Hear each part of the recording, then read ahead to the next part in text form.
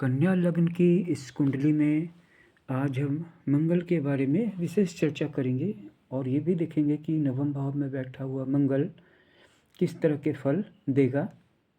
खास करके कन्या लग्न की कुंडली में चंद्रमा, मंगल और सूर्य ये तीनों ही मारक होते हैं और मारक ग्रह भाग्य स्थान में बैठा है।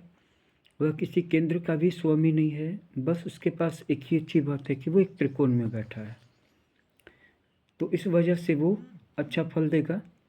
लेकिन फिर भी ओवरऑल उसका फल कैसा रहेगा, अच्छा रहेगा, बुरा रहेगा, मिला जुला रहेगा, यही हम आज के वीडियो में देखने वाले हैं। विशेष जानकारी के लिए बता दें कि मंगल कृत्तिका नक्षत्र में बैठा है, नवम भाव में वृष राशि पड़ी है, लेकिन जिस नक्षत्र में बैठा है उस नक्षत्र का नाम कृत्तिका है। अगर आप इस चार्ट को ध्यान से देखें तो यहाँ पे आपको मंगल मिल जाएगा, इसके बाद टॉरस लिखा है, इसके बाद 8 डिग्री लिखी है, इसके बाद कृत्तिका नक्षत्र लिखा है, इसके बाद उसका चौथा चरण लिखा है। ज्योतिष में कृत्तिका का मतलब होता है जो कट करे, डिवाइड करे, just like sharp blades. Sharp blades जो होते हैं इनका काम क्या होता है, किसी भी चीज़ को काट करके अलग कर देना। तो शार्प ब्लेड जो है वही कृत्तिका का सिंबल है।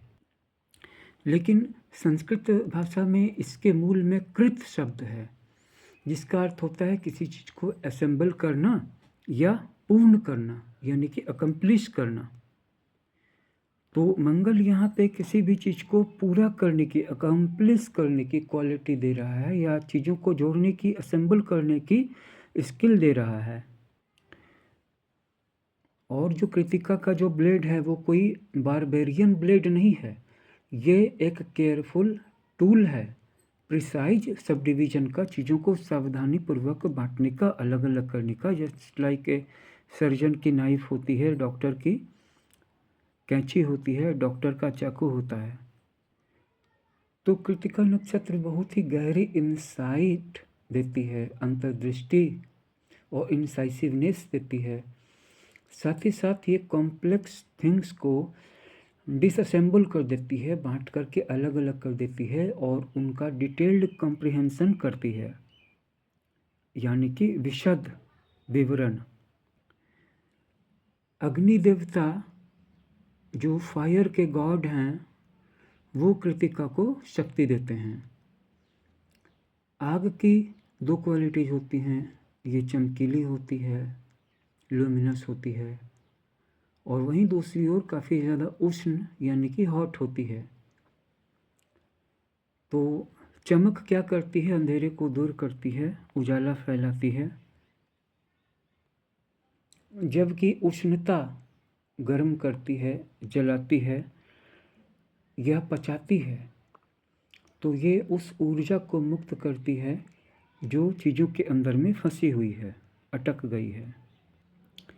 कृत्तिका नक्षत्र न सिर्फ बांटने वाली है बल्कि चमकदार भी है।